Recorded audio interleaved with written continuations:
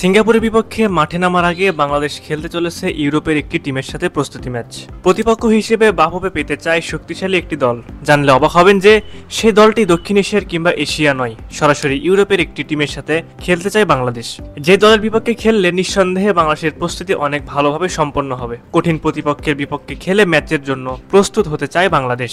সিঙ্গাপুরকে হারাতেই মূলত বাংলাদেশের এমন সিদ্ধান্ত। প্রিয় দর্শক, বাংলাদেশের প্রস্তুতি ম্যাচ কবে, কোথায় এবং কোন দলের বিপক্ষে তাই জানাবো আজকের ভিডিওতে। সিঙ্গাপুরের বিপক্ষে এশিয়ান কাপ বাছাইয়ের ম্যাচকে সামনে রেখে আগামী মে মাসে কন্ডিশনিং ক্যাম্প শুরু করবে বাংলাদেশ ফুটবল দল। বসুন্ধরা কিংস অ্যারেনায় অনুশীলন করার কথা রয়েছে জামাল, হামজা, সামিদ সোমদের। ক্যাম্প শেষে প্রস্তুতি ম্যাচ খেলবে বাংলাদেশ। প্রতিপক্ষ হিসেবে বাফুফে চায় ইউরোপের কোনো বড় টিমকে। মূল দল না হলেও ইউরোপ থেকে যেন দ্বিতীয় বিভাগের কোনো টিম খেলতে আসে বাংলাদেশে। প্রস্তুতি ম্যাচে বাংলাদেশের প্রতিপক্ষ হিসেবে সেই দল এখনো চূড়ান্ত করতে পারেনি বাফুফে। তবে গুঞ্জন রয়েছে ইউরোপের শক্তিশালী দল নরওয়ের বিপক্ষে খেলবে বাংলাদেশ।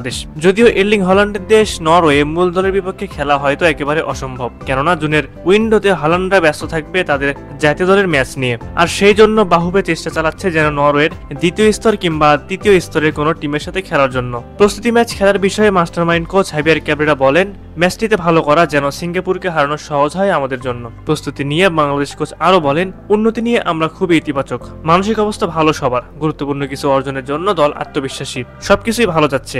খুব কঠিন এক কাজ একাদশ বাছাই করা, কারণ মাঠের সবাই ভালো পর্যায়ে আছে, এমনকি মাঠের বাইরেও বেশ মনোযোগী। সবাই দলে থাকতে চায়। বাংলাদেশ ফুটবল টিমকে এখন আর অবহেলায় ফেলে দেওয়ার কোনো সুযোগ নেই। তারা যে উন্নতির জন্য যথাসাধ্য চেষ্টা করছে সেটা তাদের কার্যক্রম দেখলেই বোঝা যায়। বিশেষ করে হামজা চৌধুরী বাংলাদেশে আসায় বাংলাদেশের ফুটবল ধারাবাহিকভাবে উন্নতির ছোঁয়া লক্ষ্য করা যাচ্ছে। হামজা, সামিদ, কিউবা, মিচেল, তাদের সাথে জামাল, মোরসালিন একসাথে ন্যাশনাল টিমে খেললে শক্তি অনেকটাই বাড়বে, এমনটাই এক্সপেক্ট করেন সকল ফুটবল ফ্যানরা। হামজা যেহেতু ডিফেন্সিভ মিডফিল্ডার, তাই দলের রক্ষণটা অনেক গোছানো থাকবে, পাশাপাশি অবশ্য আক্রমণ ভাগও ভালো হবে। প্রিয় দর্শক, আপনাদের কাছে কি মনে হয় প্রস্তুতি ম্যাচ খেলে কতটা প্রস্তুতি গ্রহণ করতে পারবে বাংলাদেশ?